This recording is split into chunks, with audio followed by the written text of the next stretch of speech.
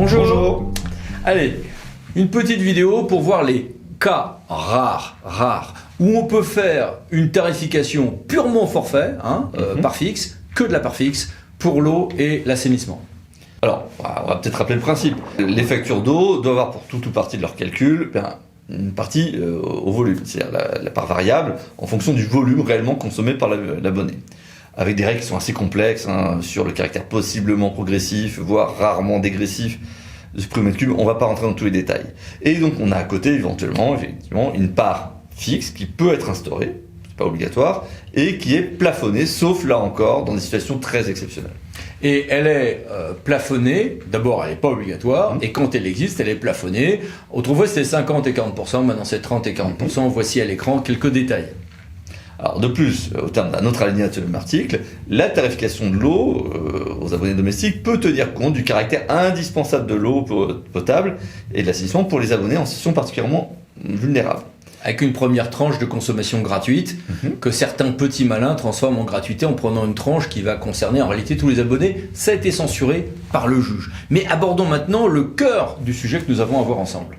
C'est l'article L24-12-4 du CGCT qui précise que, à titre exceptionnel, lorsque la ressource en eau est abondante d'abord, et qu'un nombre limité d'usagers est raccordé au réseau, le représentant de l'État dans le département peut, dans des conditions qui sont prévues par un décret au Conseil d'État, et à la demande du maire ou du président de l'EPC, évidemment, si la compétence a été transférée, autoriser une tarification qui ne comporte pas de terme proportionnel au volume d'eau consommé. Que une part fixe. Une part fixe.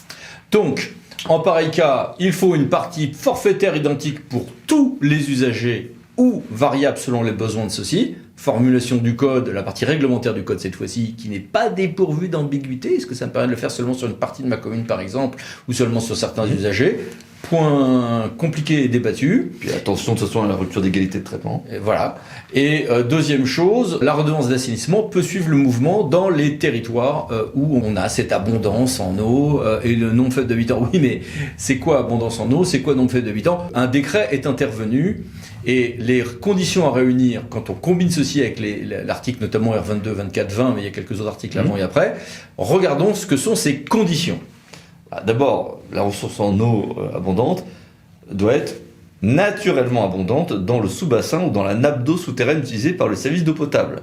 Donc déjà, c'est une vision géographique large Et naturellement peut donner lieu à quelques débats sur si ça doit être totalement naturel ou si ça peut passer par des moyens de pompage souterrain par exemple. Il y a un nombre limité d'usagers, mais le seuil qui a été retenu est celui de 1000 habitants, donc quelque chose d'assez souple, mais vous voyez que la formulation est un peu plus précise que ça. Après, évidemment, on l'a dit, il faut aussi qu'il y ait une demande en ce sens. Ce n'est donc pas une obligation d'avoir ce régime forfaitaire, et ça doit émaner de l'autorité compétente à travers le maire ou le président du groupement de collectivités territoriales. Encore faut-il l'avoir demandé, quoi. Et puis il y a une consultation, le préfet doit consulter les délégataires, les associations de consommateurs, etc., etc. Et ne pas respecter ces consultations vicie la procédure, nous avait dit le TA de Pau. Alors c'était avant le fameux arrêt d'Antony, sur ce genre de vice de procédure, mais c'est probablement un vice de procédure non dantonisable, si j'ose utiliser ce vocable. Et je rajouterai une chose, c'est que si vous avez un délégataire, attention, c'est-à-dire que certes, on a la maîtrise de la politique tarifaire, mais comment dire, si je modifie unilatéralement sa rémunération, je risque aussi de l'indemniser.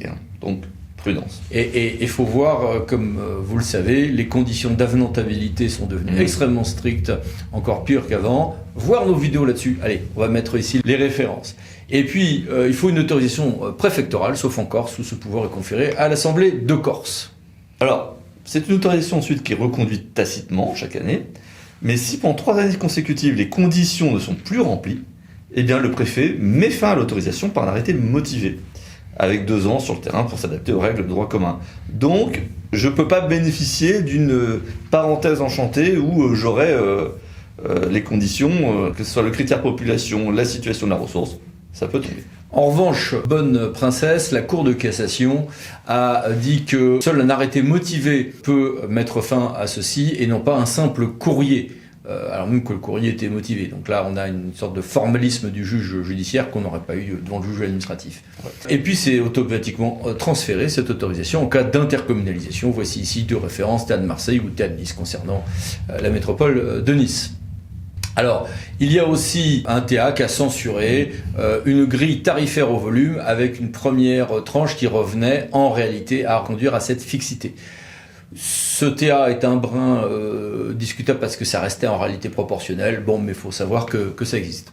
Bon, il n'y a plus qu'à mettre ça en place dans de rares cas, vous l'avez compris. Oui, mais ça peut être intéressant dans des situations de montagne, par exemple, ou des situations où on a aussi beaucoup de résidences secondaires et donc peu d'usagers, et avec des consommations qui peuvent être assez variables, et donc mettre un petit peu en difficulté aussi les... Tout à fait. On a aussi, nous, en projet de le mettre en place dans un territoire français, mais au milieu de forêts vierges. Voilà. Je pense que j'ai respecté le secret. Voilà. À bientôt pour d'autres vidéos. Merci. Au revoir. Au revoir.